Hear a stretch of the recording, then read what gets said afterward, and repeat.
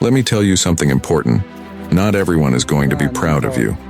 The truth is, some people are just surprised that you keep making things happen. They see your progress, your consistency, and they don't understand how you do it. They expected you to fail, to give up, but you didn't. And guess what? That's the power of determination. You don't need their applause.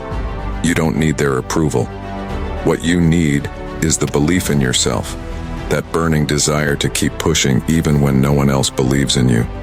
Because success isn't about making everyone proud. It's about proving to yourself that you have the strength, the courage, and the drive to keep going, no matter what. Let their doubt push you further. Let their surprise remind you that you are capable of more than they could ever imagine.